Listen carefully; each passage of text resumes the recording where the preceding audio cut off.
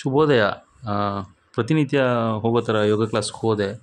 ಅಲ್ಲಿ ನೋಡಿದ್ರೆ ಎಲ್ಲ ಏನೋ ಸ್ವಲ್ಪ ಕ್ಲೀನ್ ಮಾಡ್ತಾಯಿದ್ದಾರೆ. ಯಾವುದೋ ಒಂದು ಸಂಭ್ರಮದಲ್ಲಿದ್ದಾರೆ, ಗೊತ್ತಾಗಲಿಲ್ಲ. ಒಳಗಡೆ ಹೋಗಿ ಯೋಗ ಭವನದ ಒಳಗಡೆ ಹೋದೆ.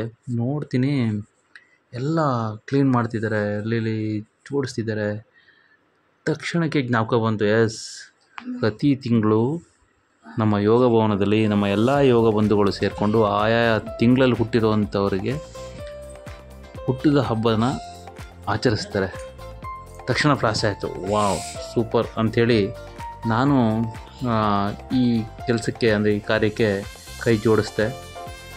ನಮ್ಮ ಯೋಗ ಬಂಧುಗಳೆಲ್ಲ ಸೇರಿ ಬೇಗ ನಾಳೆಗೆ ಏನೇನು ಬೇಕೋ ಸಿದ್ಧತೆಗಳು ಮಾಡಿದೋ. ವಿಶೇಷ ಏನಂದರೆ ಜೂನ್ ತಿಂಗಳು ಬರ್ತಿಲ್ಲ, ನಂದು ಇತ್ತು.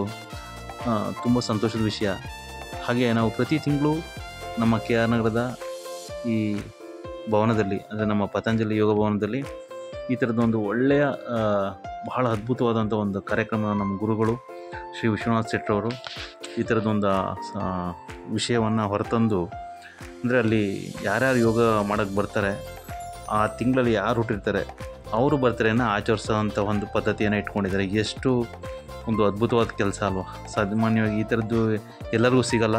ಇಂಥ ಅವಕಾಶಗಳು ಬೇಕಂದ್ರೆ ನೀವು ನಮ್ಮ ಕೆ ಆರ್ ನಗರದ ಯೋಗ ಭವನಕ್ಕೆ ಬಂದು ನೀವು ಸಹ ಯೋಗನೂ ಮಾಡಿ ಉಚಿತವಾಗಿ ಯೋಗನ ತಿಳ್ಕೊಬೋದು.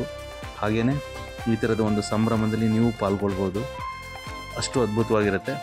ಬನ್ನಿ. ಹಾಗೆಯೇ ನಾಳೆ ಯಾವ ಥರ ನಾವೆಲ್ಲ ಬರ್ತ್ಡೇನ ಆಚರಿಸ್ತೀವಿ, ಯಾಕಂದರೆ ಬರ್ತ್ಡೇ ಆಚರಿಸೋದು ಸಾಮಾನ್ಯವಾಗಿ ಎಲ್ಲ ಕೇಕ್ ಕಟ್ ಮಾಡೋದು ಹೀಗೇನೋ ಒಂದಿರುತ್ತೆ. ಆದರೆ ನಮ್ಮಲ್ಲಿ ಬೇರೆ ಇದೆ. ಈ ಬಾರಿ ನಾವು ಹುಟ್ಟುಹಬ್ಬದ ಜೊತೆಗೆ ಫಾದರ್ಸ್ ಡೇನ, ಅಪ್ಪಂದಿರ ದಿನವೂ ಸಹ ಆಚರಿಸ್ತಾ ಇದ್ದೀವಿ. ಅದರದ್ದೆಲ್ಲ ಚಿತ್ರಣಗಳು ನಾನು ನಾಳೆ ಮಾಡ್ತಾಯಿದ್ದೀನಿ. ಅದು ಹೇಗಿರುತ್ತೆ, ಯೋಗ ಭವನದಲ್ಲಿ ಬರ್ತ್ಡೇನ ಹೇಗೆ ಆಚರಿಸ್ತಾರೆ ಅಂತ ತಿಳ್ಕೊಬೇಕಂದ್ರೆ ಆ ವಿಡಿಯೋಗೋಸ್ಕರ ಕಾಯ್ತಾ ಇರಿ. Thank you.